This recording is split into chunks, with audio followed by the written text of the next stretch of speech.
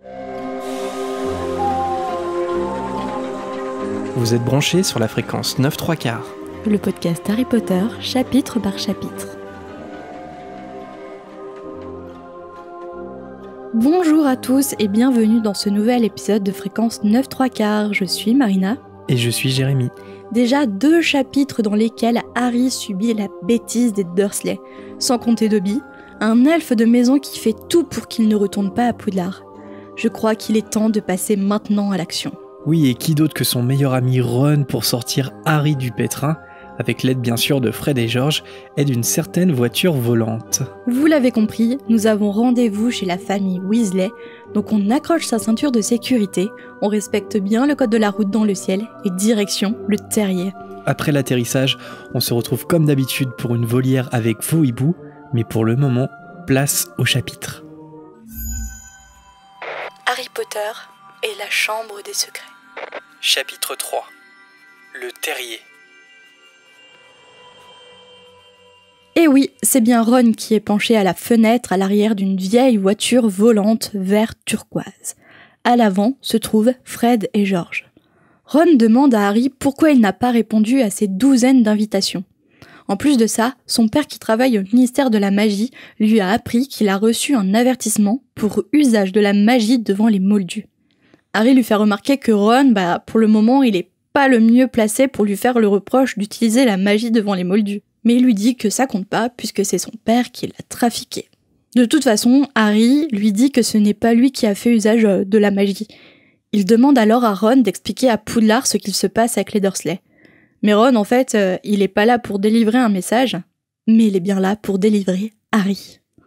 Sous les yeux curieux d'Edwige, Harry attache une corde à ses barreaux de fenêtre, le moteur de la voiture s'emballe et soudain, un bruit se fait entendre.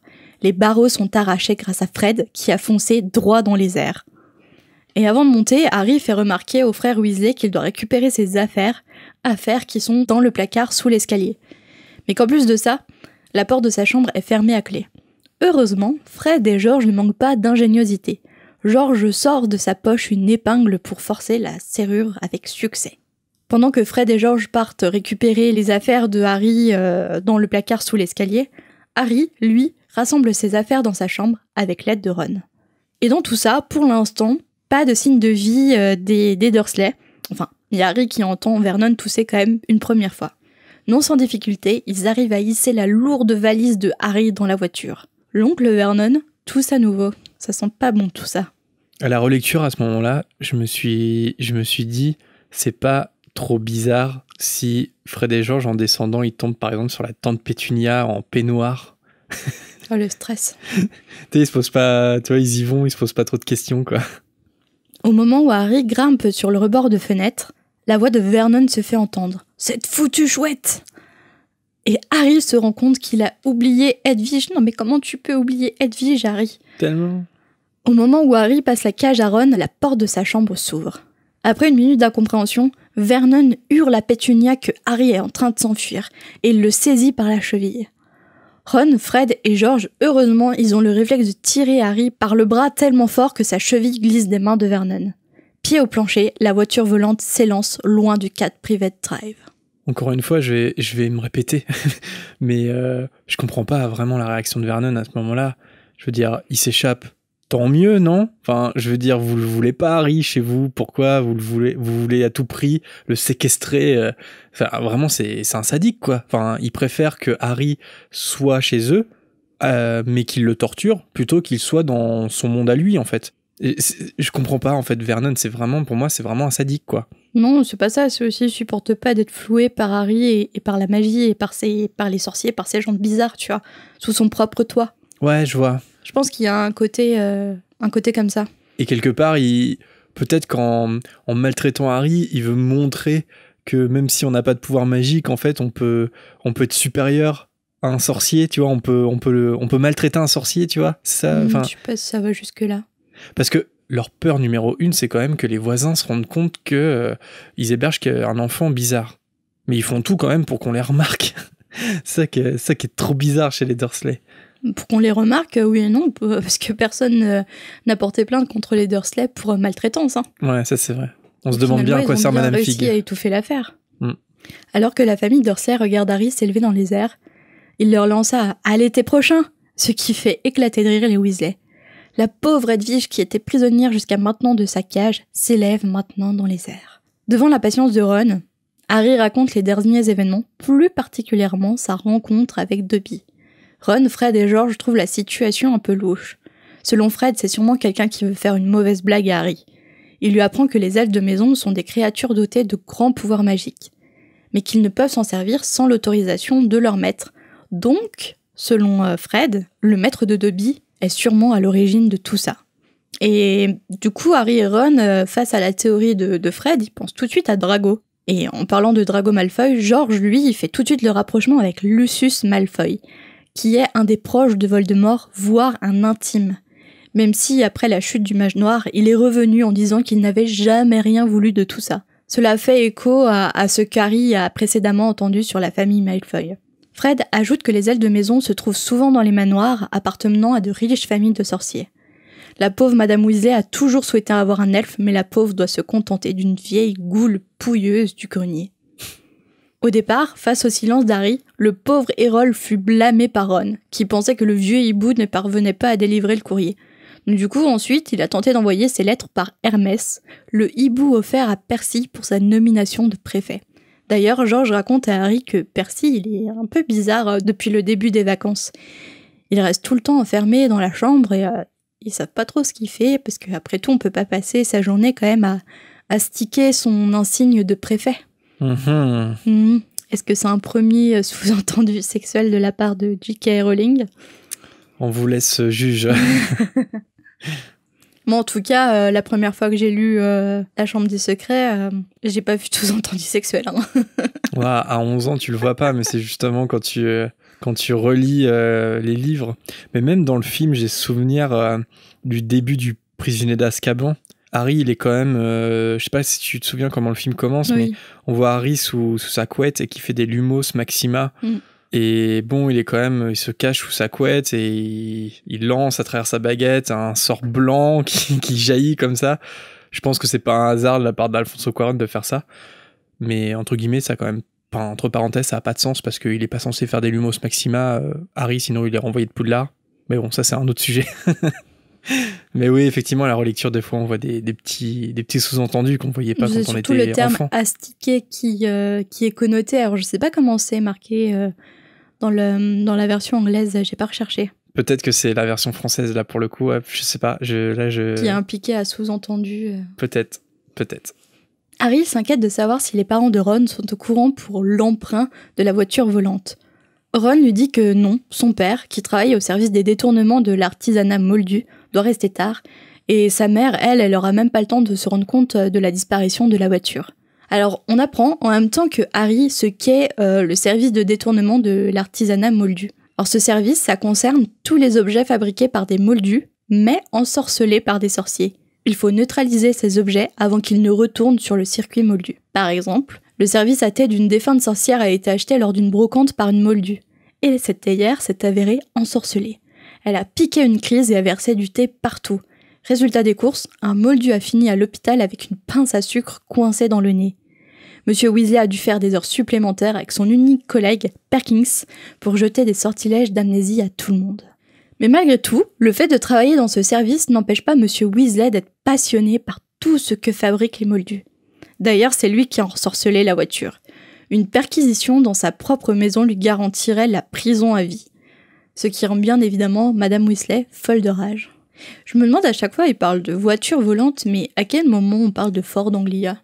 Ah, c'est pas cité dans le passage ? Bah non, à chaque fois c'est voiture volante. Ouais, je pense quand même qu'il y a un moment, on va parler de Ford Anglia quand même. Parce que c'est quand même... C'est ce que j'étais en train de me demander en préparant. Ouais, j'ai pas fait attention là, tu vois, dans ce chapitre-là, mais je suis quasiment sûr quand même que c'est cité, quoi. Les 4 passagers de la vieille voiture vont désormais bientôt atterrir à Lautry-Saint-Chapoul. Alors je sais pas si tu prononces le S. Sainte-Chapoul, je dirais. Ah ouais ? Ouais, Sainte, déjà c'est sûr que c'est Sainte. Et Chassepoul, Chapoul, non ? Chapoul, ça fait bizarre. Chapoul. L'atterrissage se fait près d'un garage délabré qui s'élève au milieu d'une petite cour. Pour la première fois, Harry, et nous par la même occasion, découvrons la maison de Ron. Cette maison ressemble à une porcherie qui aurait été agrandie au fil du temps. Et elle a tellement d'étages que tout ça semblait tenir par magie. 4 cheminées se dressent sur un toit rouge, et un écriteau tordu planté près de l'entrée porte le nom de la maison, le terrier. Dans la cour, il y a des poulets grassouillés qui picorent, des bottes entassées en désordre et un vieux chaudron rouillé qui encadre la porte. « C'est merveilleux !» s'exclame Harry. Je trouve que la description qui est faite du terrier, elle est vraiment un peu une description en cocon. Tout de suite, tu ressens un peu la chaleur humaine qui peut se dégager du terrier. Je sais pas pourquoi, mais ça m'a refait ça. Après, peut-être à cause des films et le fait qu'on connaisse la famille Weasley et son caractère et sa gentillesse. Mais quand tu lis la description, là, tu sens toute la chaleur des Weasley et t'as trop envie de rentrer au terrier. Et je trouve que quand même, il y a un mot... Enfin, moi, je vais ressentir plus ça à l'intérieur de la maison. Mais à l'extérieur, quand même, un mot, là, dans la version française, c'est porcherie. Ouais. C'est-à-dire que c'est... Et porcherie, c'est pas vraiment un lieu... Non. Tu vois ce que je veux dire? Et c'est vrai que maintenant, on a l'image des films, et on a tous envie d'aller dans le terrier des films. Mais... Et puis, je pense que dans l'imaginaire de J.K. Rowling, c'est un lieu chaleureux, tout ça. Mais c'est vrai que le mot porcherie, il est vachement connoté, quand même. Et personne n'a envie de mettre les pieds dans une porcherie. Enfin, c'est un lieu assez crado, quoi, en soi. Et je sais pas, je le trouve juste assez fort par rapport à la description en vrai Une porcherie, peut-être que les structures des porcheries ont justement que les porcheries ont une structure particulière. Et tu vois, ça fait pas écho à l'aspect boueux de la porcherie, mais peut-être à une structure particulière. Ouais. Non, mais ouais, c'est pour ça, c'est plus la connotation du mot qui... Ouais, parce que je vois mal J.K. imaginer... Mais encore une fois, j'ai pas comparé avec la version anglaise, mais ils disent porcherie aussi dans la version anglaise. Je sais pas, c'est à cause de la traduction. Ou c'est peut-être à cause de la traduction aussi. Ouais, mais après, je vois mal Jean-François Ménard quand même inventer ce mot, mais je pense... Alors peut-être qu'après, en anglais, ça n'a pas la même connotation qu'en français, tu vois. Parce que porcherie, c'est presque c'est une expression, c'est une porcherie, ta chambre. Tu vois, je sais pas si on dit ça en anglais, mais... C'est une expression péjorative. Fred a un plan. Et son plan, c'est de monter à l'étage en attendant que Madame Weasley les appelle pour petit déjeuner. Et à ce moment, Ron va devoir se précipiter dans la cuisine en criant « Maman, regarde qui est arrivé cette nuit !» Elle sera ravie de voir Harry et personne ne saura jamais qu'ils ont emprunté la voiture. Mais à quel moment Fred a pu penser que ce plan allait marcher? Ouais, je sais pas. Que Madame Weasley n'allait pas se rendre compte de la disparition de la voiture et surtout de ses enfants, de 3 enfants. Surtout quand on connaît Madame Weasley et son radar de super maman, c'était sûr qu'elle allait les découvrir. Avec sa super horloge. Ouais. Mais c'est surtout ce qu'ils oublient dans le plan, c'est que même si ça fonctionne, Harry il est censé dire quoi après? Bah oui. Comment il est venu? Ouais, j'ai pris le bus. Ouais, ils ont pas trop mûri le plan, quoi. Ron commence à parler, mais il s'interrompt. Ses yeux fixent la maison et son visage devient verdâtre. Les 3 autres firent volte-face. Alors, ce qui effraie les frères Weasley, c'est bien leur mère qui approche d'un air mauvais. Elle les regarde tous les 3, puis elle dit d'un ton faussement calme qu'elle était morte d'inquiétude. Mais au moment où l'un d'eux essaye de se justifier, c'est l'explosion totale. Madame Weasley hurle qu'elle a jamais vu ça et qu'elle va tout raconter à leur père à son retour, qu'ils auraient pu se tuer ou faire perdre le travail de leur père avec la voiture. Après avoir crié jusqu'à se casser la voix, Madame Weasley se retourne alors vers Harry et elle lui dit calmement qu'elle est contente de le voir et qu'il doit prendre un petit déjeuner. Harry et les frères Weasley suivent Madame Weasley à l'intérieur de la maison et ils entrent dans la cuisine. Harry, il regarde autour de lui. Il y a une pendule accrochée au mur avec des indications à la place des chiffres, on en parlait juste avant, des livres de recettes magiques ou encore une vieille radio qui annonce l'émission Salut les sorciers avec la célèbre chanteuse Célestina Molduvec. Et Fred est Jamie en guest. Moi j'étais un peu déçu à leur lecture, je pensais qu'à la radio il y aurait Fréquence 9 3/4, mais non, c'est Salut les sorciers. Salut les sorciers, c'était pas le titre d'un petit magazine jeunesse qui paraissait, je sais plus, hebdomadairement ou mensuellement, avec des histoires, des articles. Sur Harry Potter ou pas du tout? Non, c'était, il me semble, non? Ou les petites sorcières, comme ça. Si ça dit quelque chose à quelqu'un, je sais pas si j'ai inventé un souvenir, mais il me semble que j'étais abonnée à ça. En tout cas, la Gazette du Sorcier a sorti un podcast qui s'appelle Salut les sorciers, justement en hommage à l'émission qui est citée dans La Chambre des Secrets dans ce passage-là. Alors peut-être question pour toi, Marina, est-ce que tu sais pourquoi le terrier qui est un nom assez bizarre, s'appelle le terrier. Est-ce que tu as une idée ou est-ce que tu sais? Et ben, pour une fois, c'est moi qui vais te répondre. Bah cool, vas-y. Et j'ai trouvé la réponse. Alors, je cite ma source. Merci harrypotterfandom.com. Le wiki. Ouais. Pour comprendre cette anecdote, on va utiliser les termes anglais. Donc, le village d'Ottery St. Catchpole. Super accent anglais, je vais être super à l'aise.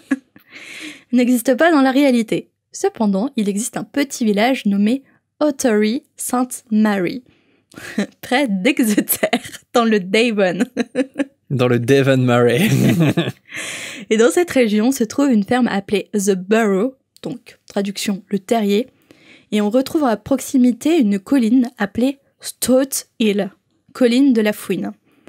Et la fouine, elle fait partie des mustélidés, en fait, c'est weasel en anglais, d'où est issu le nom de la famille Weasley. Donc weasel, Weasley, ça se rapproche beaucoup. Et en fait, du coup, on peut faire le rapprochement de la fouine vit dans les terriers, creuse des terriers, du moins elle chasse dans les terriers. Je répétais beaucoup le mot terrier. Donc du coup, ça peut être une explication au fait que le terrier, la maison des Weasley, s'appelle le terrier. Alors moi, je connaissais pas du tout le fait qu'il y ait une véritable ferme dans un autre village qui s'appelait The Burrow et un autre village qui ressemble à la loterie Saint-Chaspool en anglais. Donc ça, je savais pas du tout. Et ça se demandait si du coup J.K. Rowling la connaît ou est-ce que c'est une simple coïncidence. Parce qu'une ferme, c'est pas... Tu vois, faut connaître quand même. Ouais, c'est clair. Donc... Alors, est-ce qu'il a trouvé des... comment dire, des cohérences, des lieux cohérents avec l'histoire de J.K. en Angleterre, il a fait les rapprochements. Non, mais peut-être, ouais. En tout cas, c'est la première fois que j'entends ça. Mais effectivement, c'est dans l'étymologie, c'est connu. Ouais, bah, le terrier, on peut pas le deviner en français, mais effectivement, Weasley, ça se rapproche de Weasel. Alors, tu parles de fouine, pour moi, ça veut dire belette, Weasel, mais pour moi, Weasel, ça veut... Enfin, fouine, belette, tu me diras, c'est similaire, on va dire. Mais effectivement, voilà, donc en gros, c'est une famille de belettes ou de fouines qui vivent dans leur terrier, quoi.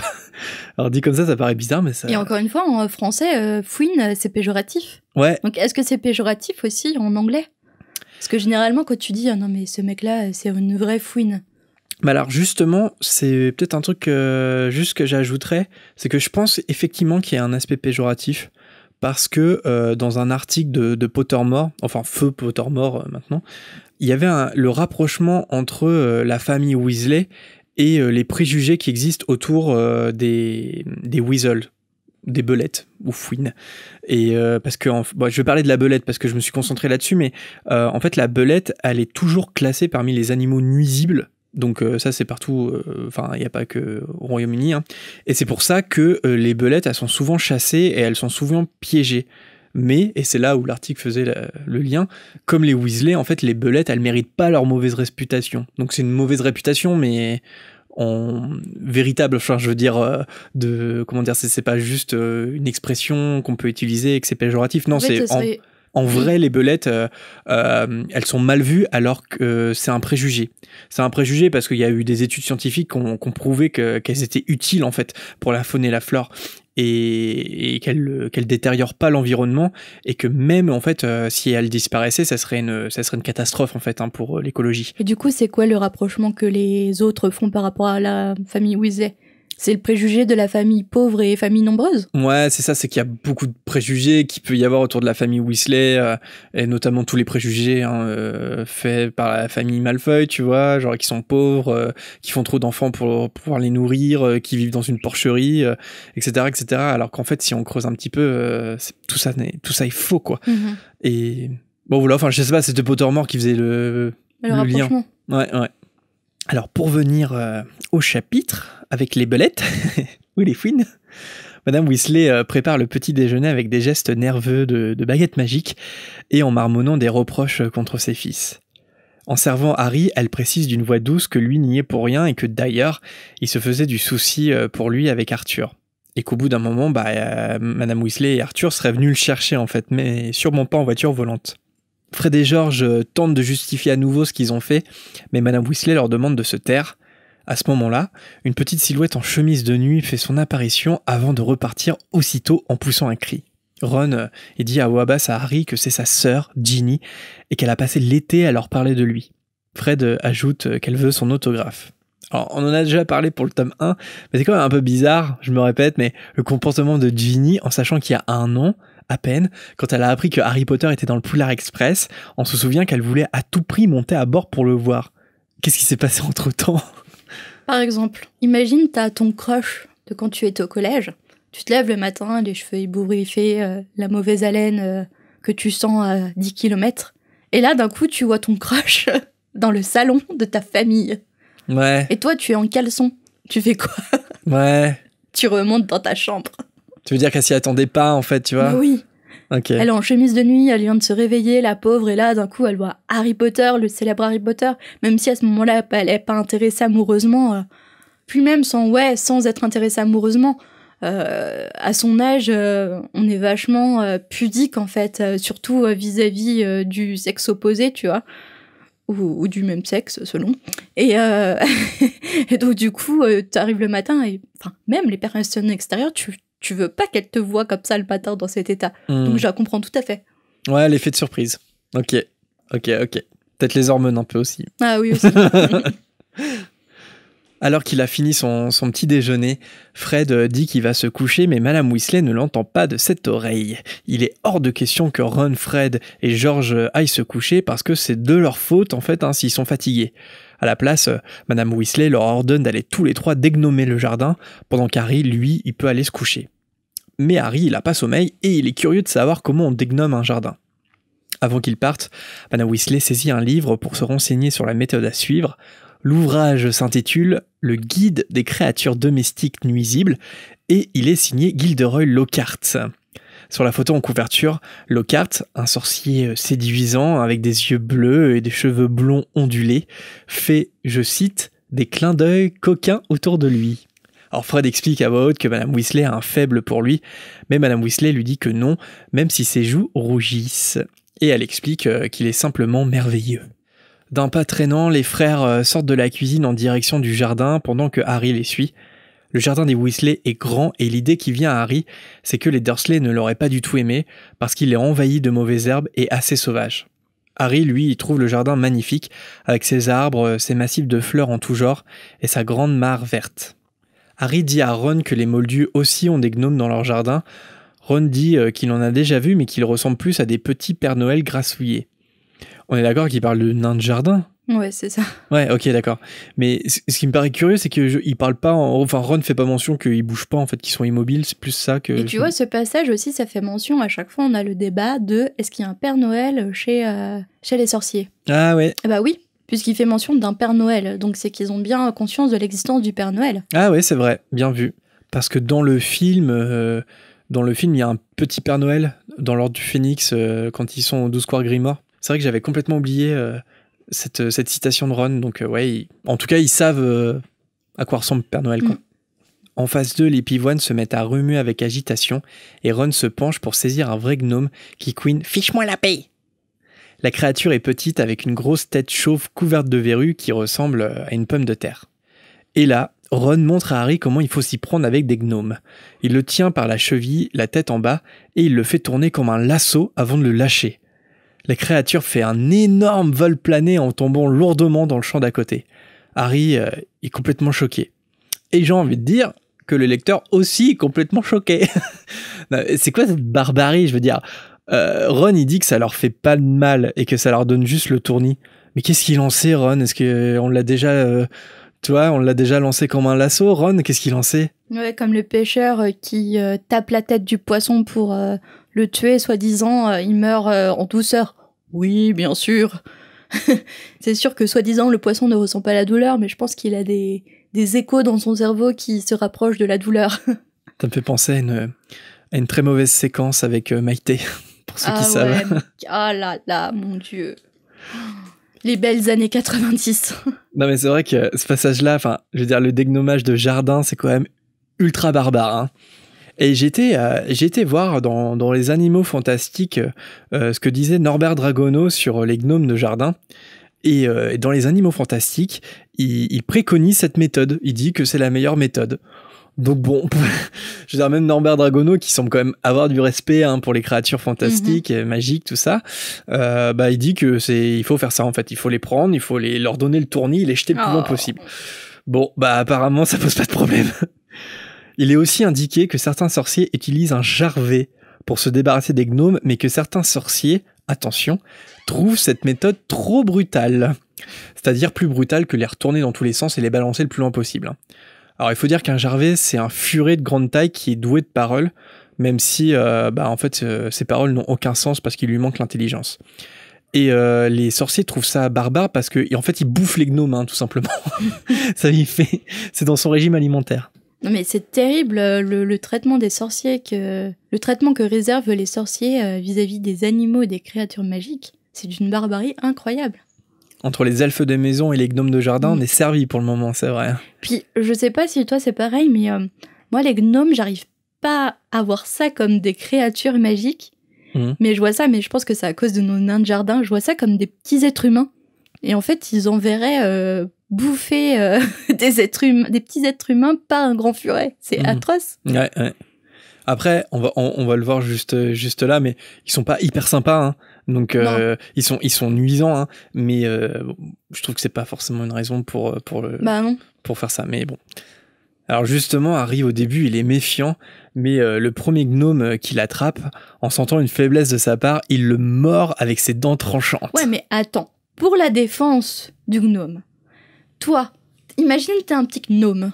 Il y a quelqu'un qui Je suis un petit gnome. Il t'empoigne dans sa main là, et tu sais qu'il va te faire tourner et qu'il va te balancer. Tu fais quoi? Tu te défends? Non, mais moi oui, aussi, je mords. Non, mais je suis d'accord avec toi. C'est un mécanisme de défense en fait. Oui. Non, mais oui, complètement.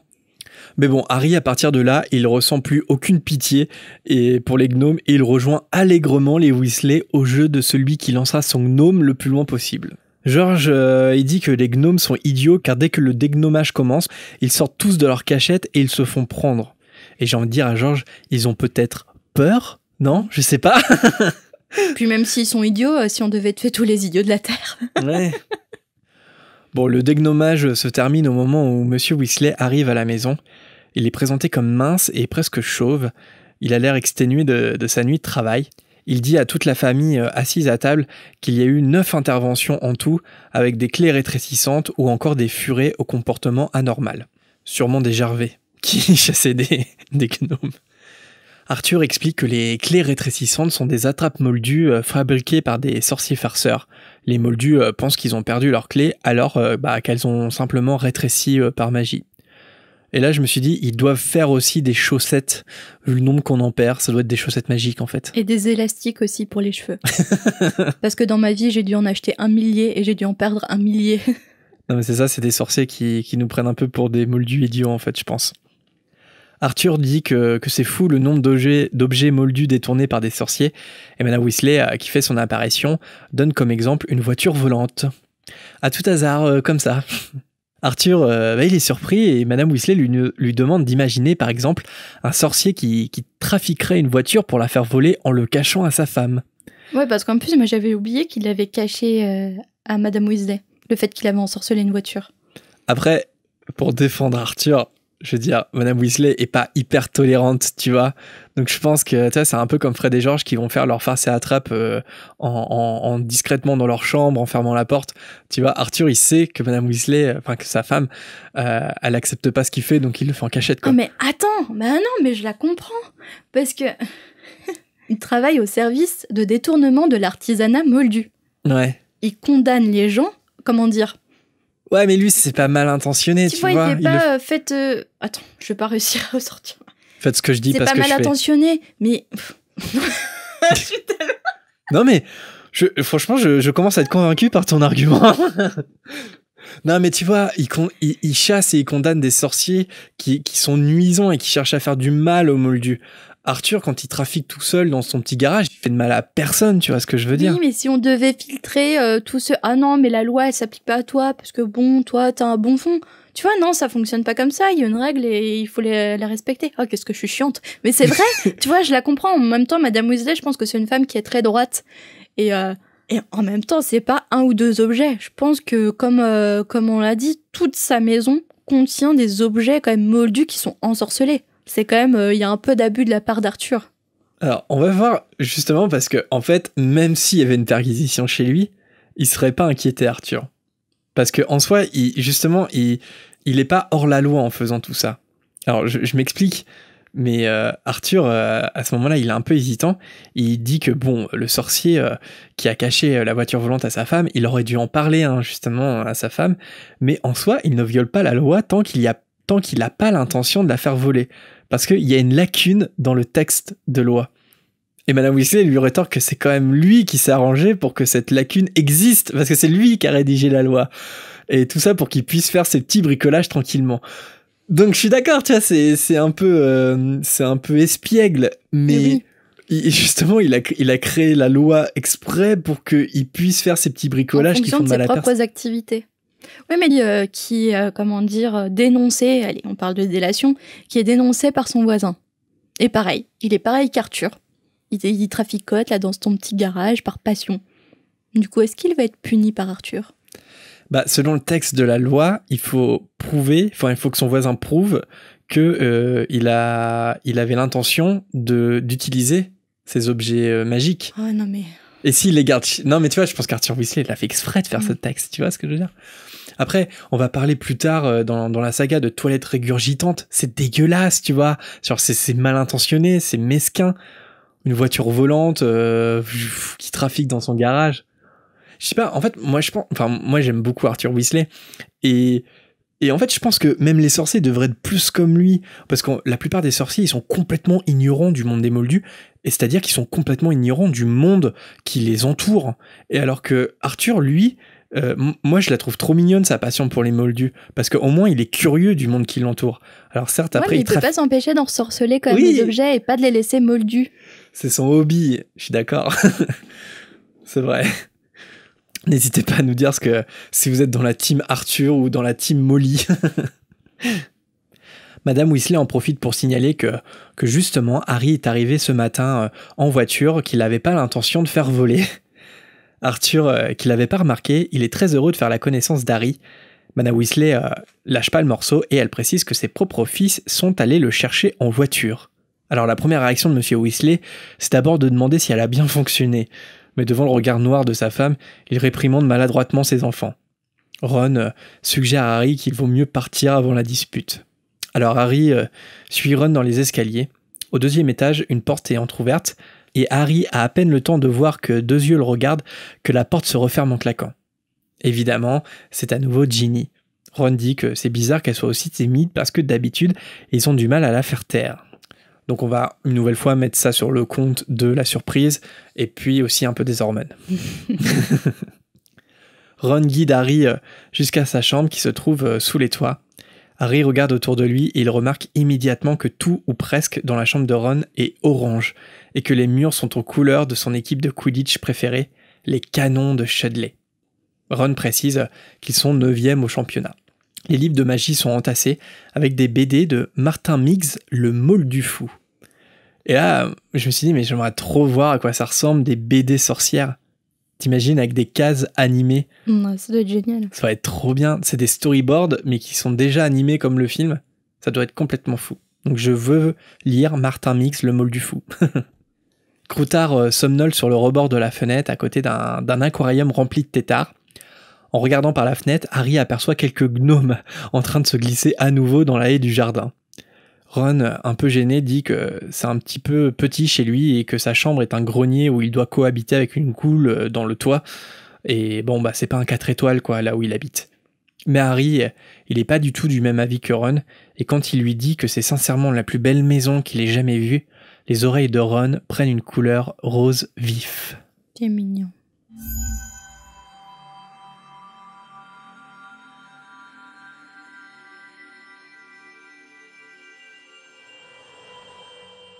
Merci Jérémy. Merci Marina. Mais je t'en prie. Passons maintenant à la rubrique « Renomme le chapitre ». Alors Jérémy, comment as-tu renommé ce chapitre ? C'est très mauvais signe, parce que j'ai 2 versions. Oula. Première version, Harry Potter et la Chambre des Secrets, chapitre 3, Home Sweet Home. Mm-hmm. Tu fais écouter la 2e version ou pas ? Elle est censurée moins de 18 ans ou Non, franchement, elle passe. Ok, vas-y. Harry Potter et la Chambre des Secrets, chapitre 3. Viens boire un petit coup à la maison. Il y a du blanc, il y a du rouge, du saucisson. Et Gilou, avec son petit accordéon.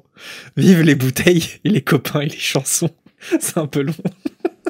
Pourquoi? Je sais pas, je suis passé de Home Sweet Home à Viens boire un petit coup à la maison et après j'ai tapé lyrics, Viens boire un petit coup à la maison. Alors moi, je vais rien dire parce que moi, je sais pas pourquoi j'ai pensé à ça. C'est le titre d'une émission. Tu vois, j'ai pensé un peu maison extravagante qui sort de l'ordinaire. Et du coup, ça m'a fait penser à une émission que regardent mes parents. Qu'est-ce que ça va être? Harry Potter et la Chambre des Secrets, chapitre 3. La maison de France 5.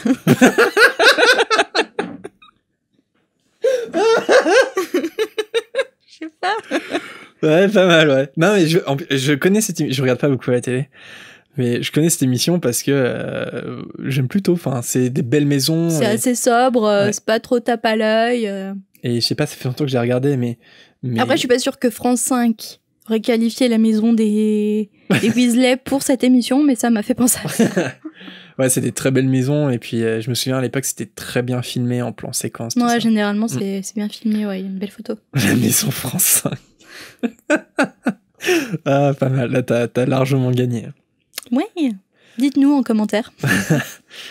Et si tu devais choisir ton personnage favori du chapitre, lequel serait-il, Marina? Alors, c'est une créature magique, enfin un animal magique, qui n'est pas paru longtemps dans le chapitre, mais c'est Edwige. Aïe. Et pourquoi? Parce que, comme j'ai dit précédemment, je suis en train de lire, dès que j'ai un peu de temps, l'Ordre du Phénix. Et je sais pas pourquoi, mais à chaque fois qu'ils font mention d'Edwige, j'ai envie de pleurer parce que je sais qu'elle va bientôt mourir. Et la mort d'Edwige m'a vraiment traumatisée. Et là, j'ai relu le chapitre pour l'émission et j'ai dit « Oh non, elle va mourir, elle va se sacrifier pour Harry !» Et en plus, ce bip d'Harry, il allait l'oublier dans sa chambre alors qu'elle va se sacrifier pour lui. Et rien... Non mais je suis un peu peut-être trop émotive en ce moment, mais j'ai trop envie de pleurer en pensant à ça. Franchement, je pense que la mort d'Edwige, c'est la mort numéro 1 qui m'a fait le plus pleurer. Même avant Dumbledore et Dobby. J'ai tellement pleuré, j'y croyais tellement pas. Ça m'a traumatisée. Ouais, puis en plus, c'est la mort dans les reliques de la mort qui arrive en premier. Et qui dure 2 secondes. Et ça passe hyper vite dans le livre. Ça arrive tellement vite que tu relis le passage. Non, mais c'est pas possible. Pourquoi? Ouais, non, mais je comprends complètement. Et moi, mon personnage, ça serait, sans surprise, Arthur Weasley. On n'aurait pas deviné. Pour sa passion des moldus, en les protégeant au travail et en trafiquant leurs inventions comme loisirs. Et aussi, c'est précisé qu'il est contre le dégnommage. Donc, pour moi, il est parfait, Arthur Weasley. Arthur. Et nous passons à la dernière rubrique de cette émission, la volière.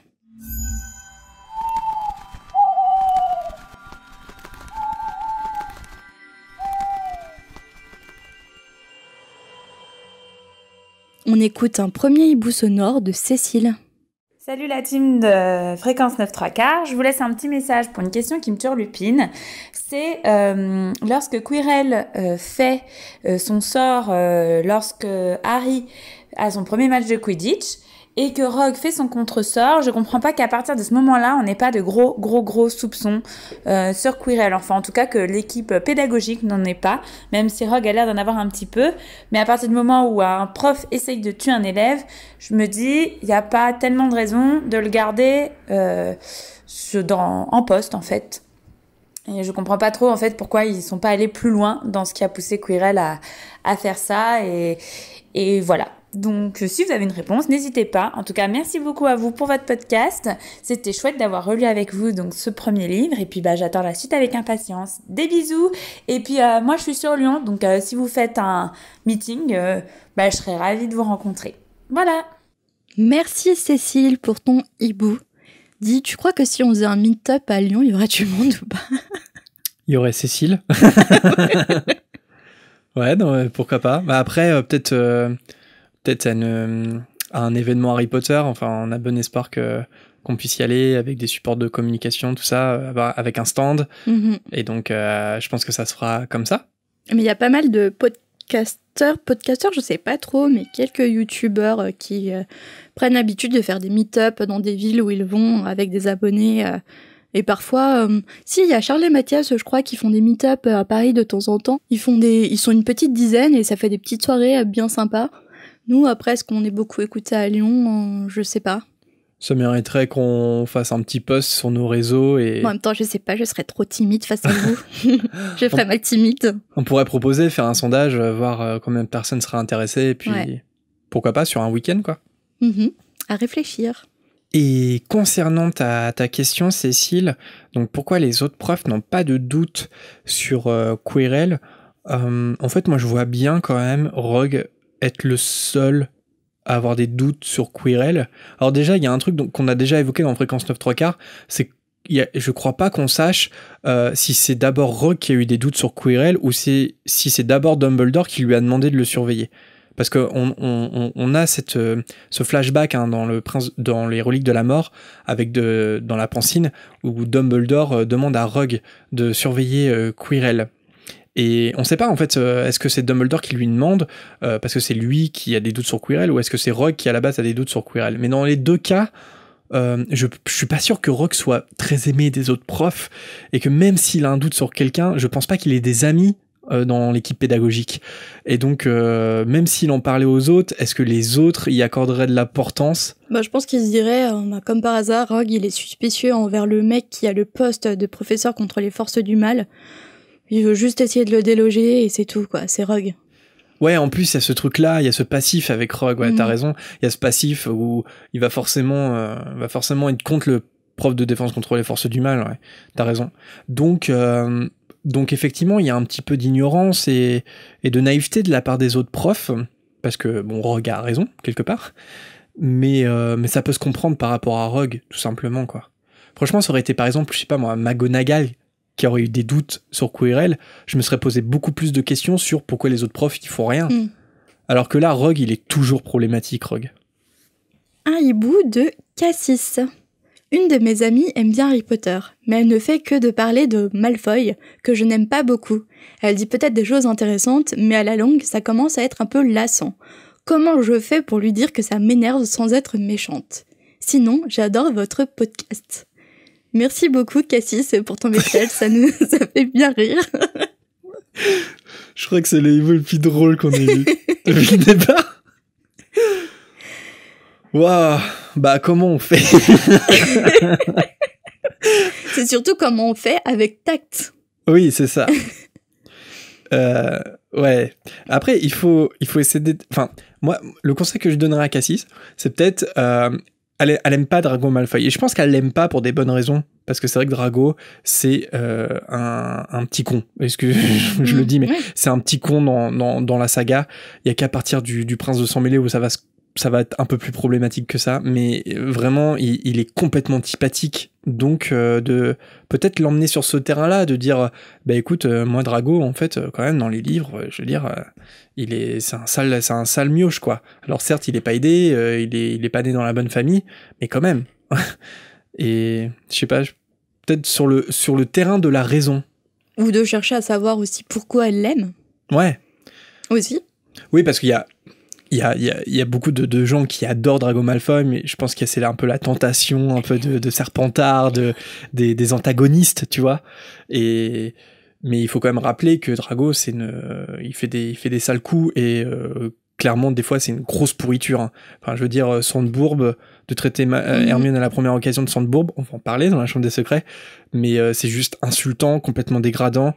Il est xénophobe, il est raciste. Alors, d'accord, il y a des circonstances atténuantes avec sa famille, mais quand même, donc voilà, je dirais à Cassis quand même de parler de ça. T'en penses quoi quand même qui traite Hermione de Sandbourbe ? Enfin, on est d'accord que c'est raciste. Et de peut-être, mettre en parallèle que le fait de traiter Hermione de Sandbourbe, ça fait faire un parallèle en fait sur la société actuelle et de dire qu'en fait c'est le sous-texte du racisme et que à moins que ton ami soit raciste, ce que je ne souhaite pas, normalement elle commencera à comprendre le problème avec les Malfoy.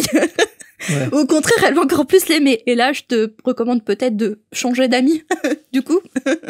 Mais c'est intéressant aussi comme question, je pars peut-être un peu loin, mais je me suis toujours interrogé sur ceux qui adorent les antagonistes dans Harry Potter, qui ont de la fascination pour Serpentard, qui ont de la fascination pour Voldemort.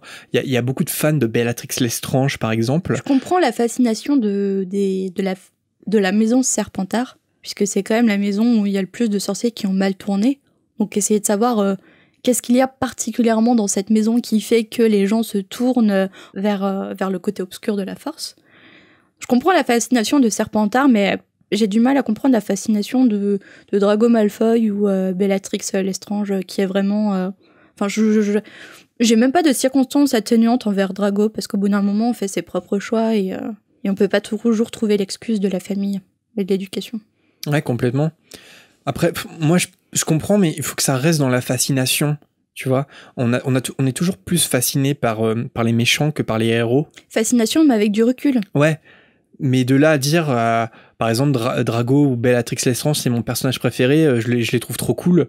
Bah non, ils sont pas cool, en fait. C'est juste, c'est ce qu'il y a de pire dans le monde des sorciers. Donc, il faut que ça reste de la fascination. Après, ça peut être ton personnage préféré. Enfin, préféré, c'est même pas le terme, mais le personnage préféré parce que c'est peut-être le personnage qui dénonce le plus ce qui te tient à cœur, par exemple, ou ce que ça dénonce justement dans la société. Tu peux dire que ouais, Drago, il représente tout ce qui va mal dans la société, sa famille également, et du coup, t'aimes bien ce qu'en a fait J.K. Rowling de son personnage, de sa famille et de son évolution. Tu peux avoir ce raisonnement-là. Ouais. Même apprécier le personnage dans ce qu'il est, parce qu'encore une fois, on a le droit d'aimer les méchants. Mais quand même, il faut toujours, enfin, si on adore les antagonistes, il faut quand même toujours avoir cette réflexion, ce recul, et de voir qu'est-ce qui tourne pas rond chez eux quand même, tu vois, et de pas trop éclipser l'aspect de leur personnalité, les choix qu'ils font, leurs défauts qui sont immenses. Tu vois ce que je veux dire ? Et justement de rappeler, bah ouais, on les apprécie parce qu'ils sont fascinants. Et ça s'arrête là, en fait. Et parce que c'est les méchants et qu'ils sont fascinants. Donc on sait pas jusqu'où leur folie peut aller. Et il y a une fascination du mal, de toute façon. Après, on connaît pas Cassis, on connaît pas son âge. Non. Et donc l'âge de son ami. Donc après, si tu lis très jeune Harry Potter, tu peux pas forcément avoir tout ce recul-là sur le sous-texte qu'a écrit J.K. Rowling. Il y a ça aussi, il y a peut-être l'âge. Donc parfois, t'as pas la maturité suffisante, le recul suffisant pour lire entre les lignes. Complètement. Mais en tout cas, Cassis... En tout cas, merci pour ta question. On espère t'avoir donné des pistes, je sais pas. Je sais pas si on t'aura aidé, mais on a adoré ta question, en tout cas. Un hibou de Grendo qui nous dit « Ce petit hibou est en réaction au dernier épisode, un très mauvais anniversaire, et particulièrement concernant les « Previously on Harry Potter », écrit par J.K. au début de chaque livre. Toujours à te faire l'intéressant avec ton accent anglais, là. Tu me le jettes dans la face. « Previously on Harry Potter ». « Previously on Harry Potter ». Pourquoi cet accent de grand-mère ? C'est un mystère. Quand on lit les livres à la suite, cela semble inutile puisqu'on peut les enchaîner, sauf qu'à l'époque, il fallait attendre 1 an avant de découvrir la suite. 1 an, c'est long, surtout pour un public jeune qui a sûrement oublié ce qui s'est passé au tome précédent lorsqu'il a à nouveau le livre entre ses mains. En tout cas, à l'époque, ça m'a bien servi.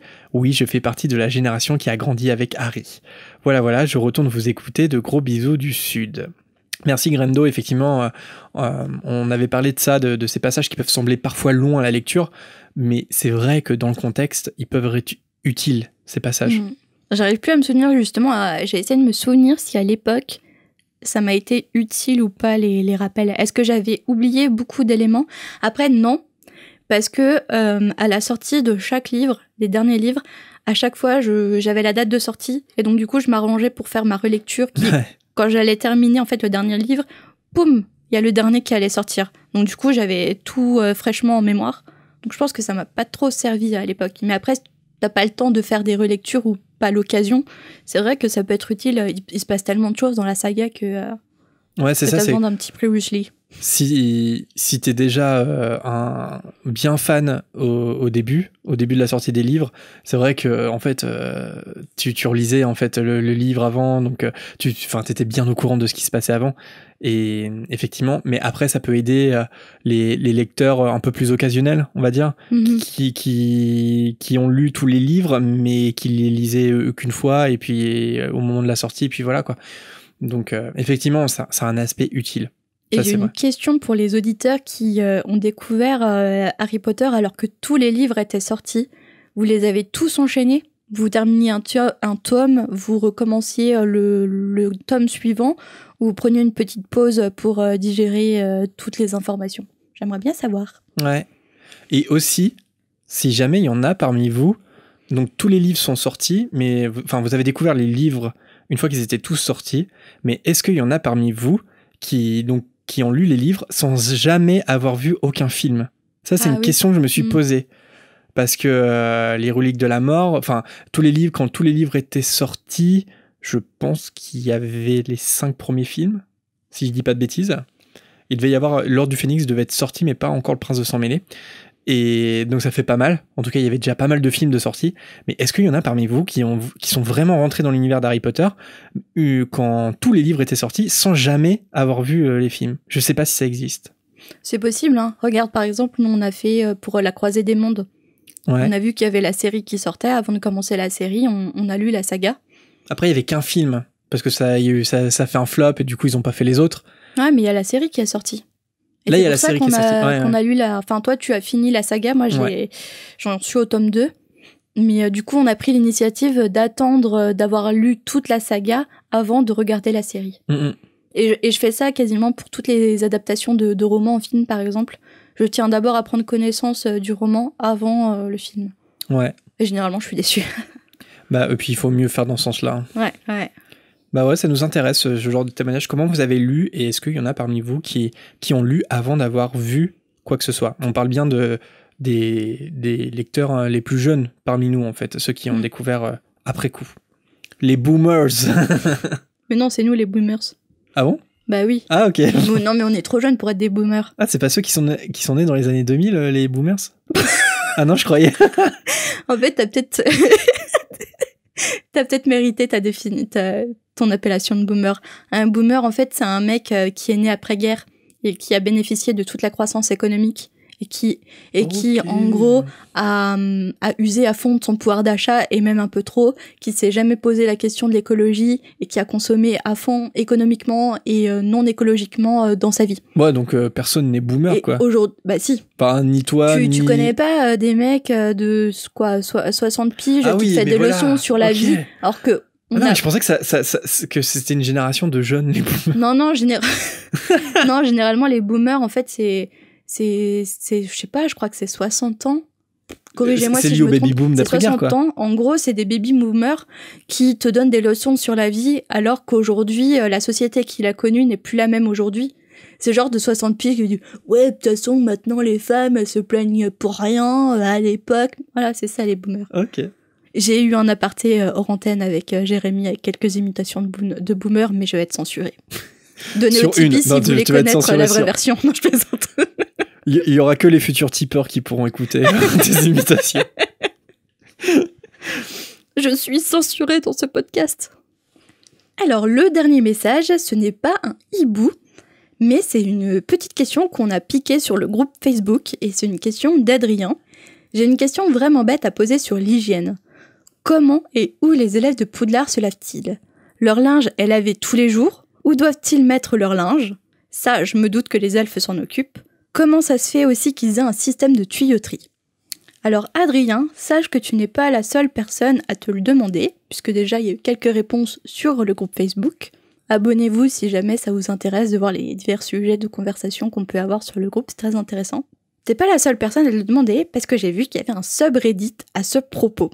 Alors pour ceux qui connaissent pas Reddit, c'est un site américain qui partage des informations et en gros, moi je vois ça un peu comme un forum un peu.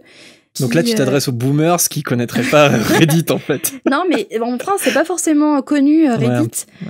En fait ça traite de tous les sujets. Pour moi c'est un énorme forum de discussion avec tous les sujets. Donc il faut y aller quand même avec un œil averti parce que parfois il y a des sujets qui sont très sensibles, très compliqués.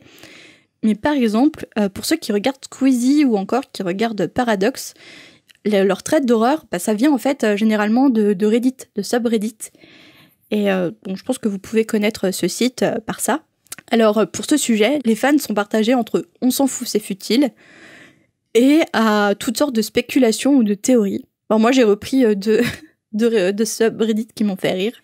Il y a un mec quand même qui parle d'une théorie qu'il aurait entendue, donc il y a du conditionnel et il a même plus la source, il se souvient pas, qu'il dit qu'avant l'invention de la plomberie, les sorciers, alors j'avais pris la citation en anglais, je ne sais pas pourquoi, parce que je vais pas oser parler en anglais comme ça dans le podcast. En gros, il dit qu'avant l'invention de la plomberie, les sorciers faisaient leur business, leurs petites affaires partout où ils voulaient et nettoyaient après. Alors je pense que cet auditeur, il a un peu confondu les anecdotes du Moyen-Âge ou de la vie à Versailles. Eh bien, détrompe-toi, Marina. Non, tu connais cette théorie ? Parce que ce n'est pas une théorie, c'est une information officielle. Mais non. Et si, parce que... C'est vrai ? Ah ouais, c'est vrai. En fait, je vais te choquer. Les auditeurs connaissent peut-être aussi. Ça commence à dater parce que c'était en 2015, donc ça fait déjà presque 5 ans. En fait, J.K. elle a écrit un article sur Pottermore, sur Feu Pottermore, qu'on peut retrouver sur le Wizarding World maintenant, sur la Chambre des Secrets. Et en fait, il est écrit... Je te laisse languiller un peu, mais en fait, il est écrit que la plomberie, elle est apparue dans l'école au XVIIIe siècle, et que c'est un des rares cas où les sorciers ont copié les moldus. Ce qui fait sens, hein, parce que Poudlard, c'est extrêmement vieux, et la plomberie, ça n'existait pas encore. Mm-hmm. Alors pourquoi cette info dans l'article de la Chambre des Secrets ? En fait, tout simplement parce que ça peut poser un problème de cohérence par rapport à la Chambre des Secrets. Parce que l'entrée de la chambre, rappelle-toi, elle est située derrière un évier. Or, Salazar Serpentard, quand il a créé le lieu au Moyen-Âge, il n'y avait pas de plomberie, donc pas d'évier. Mm-hmm.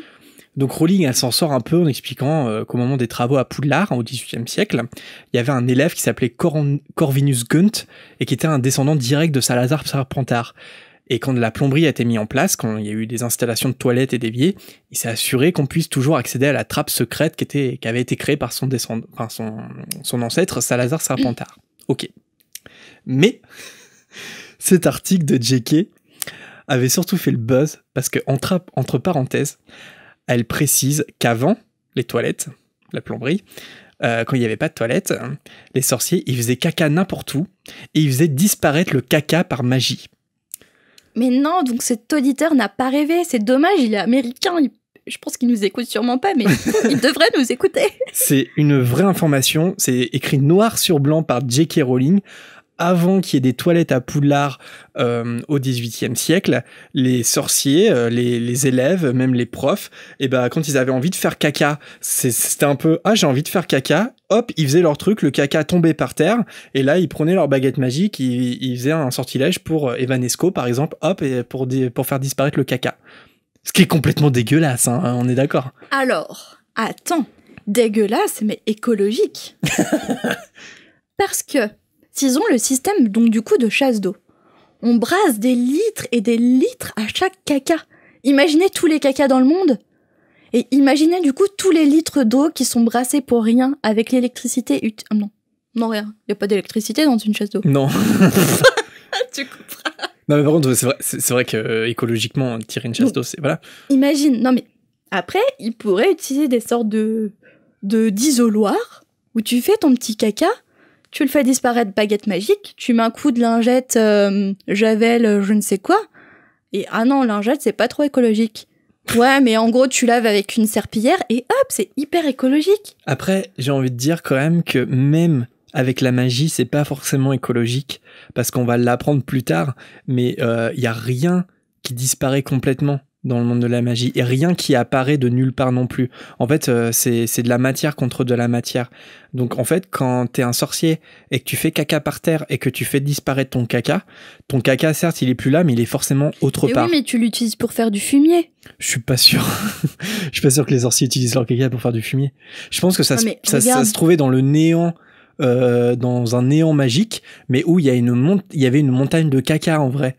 Ce qui est pas... Et c'était pas utilisé comme engrais, je pense pas. Bah t'en sais rien, faut bien le faire disparaître. Mais par contre, ça se trouve, la fosse septique de Poudlard permet de faire pousser les citrouilles à Hagrid. Parce que nous, regarde, ça va dans la mer, tu parles, c'est génial. Ah, je sais pas, ça se trouve, il y a un système un peu plus écologique à Poudlard, je sais pas.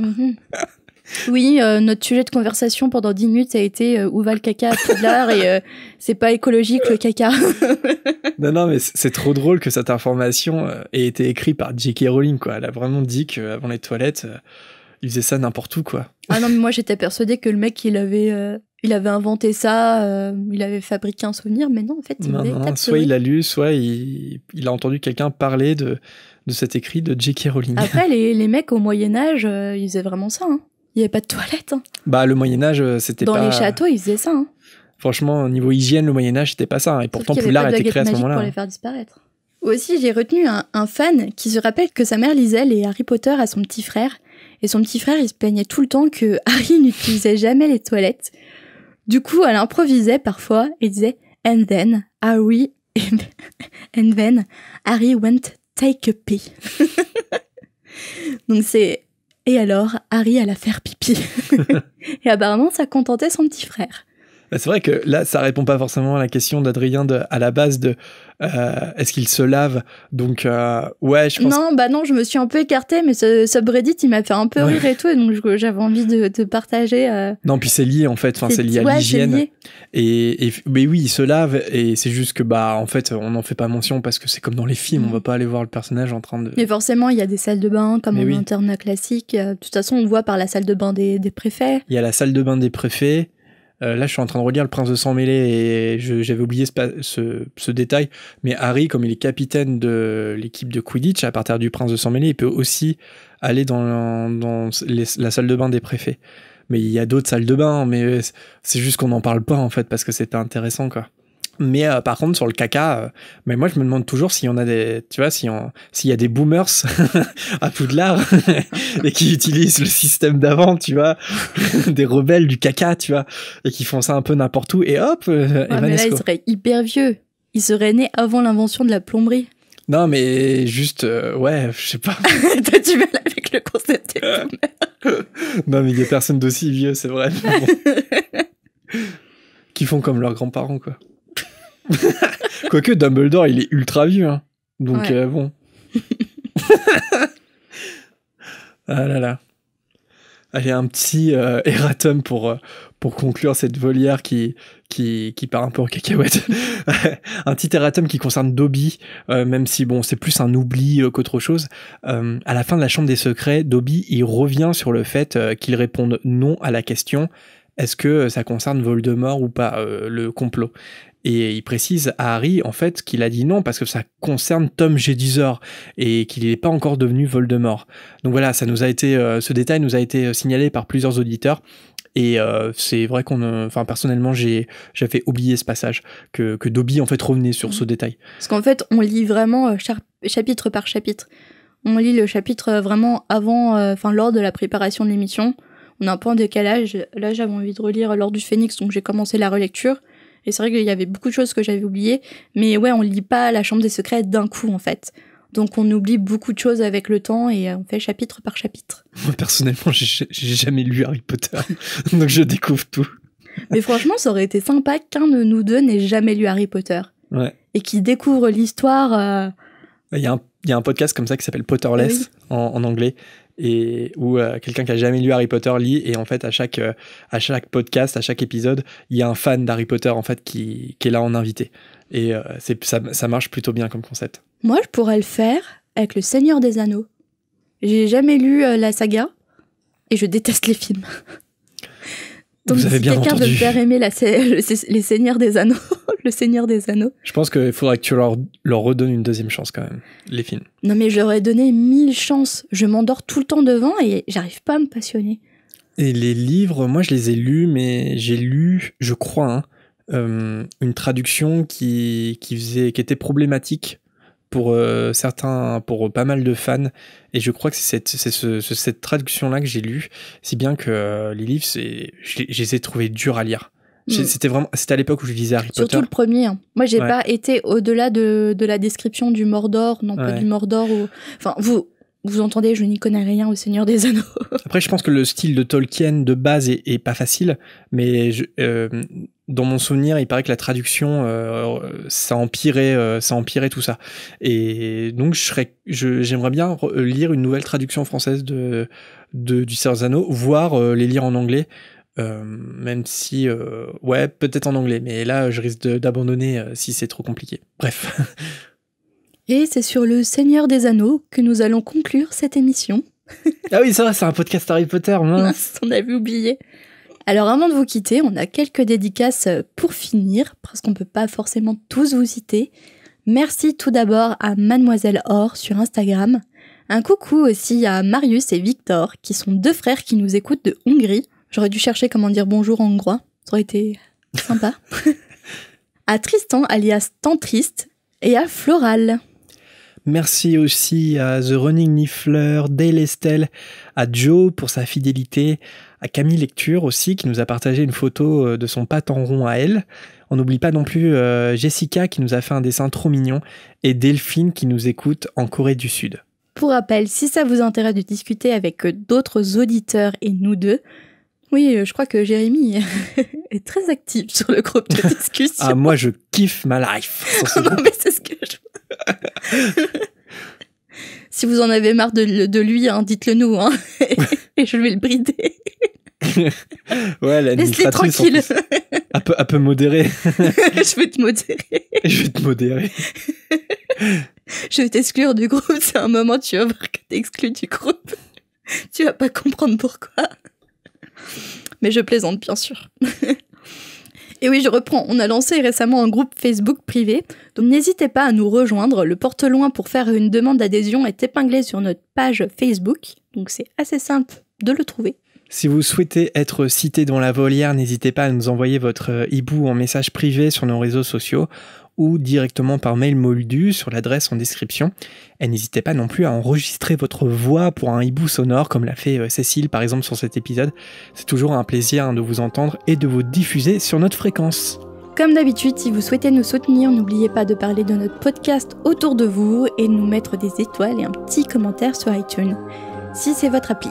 Une des raisons pour lesquelles on adore faire cette émission, c'est de pouvoir partager avec vous notre passion commune pour Harry Potter, et plus on est de fans, plus cette fréquence sera utile. On se retrouve la semaine prochaine chez Fleury et Bud pour le chapitre 4 de la Chambre des Secrets, et en attendant, on reste connecté sur les réseaux moldus. À la semaine prochaine. Salut!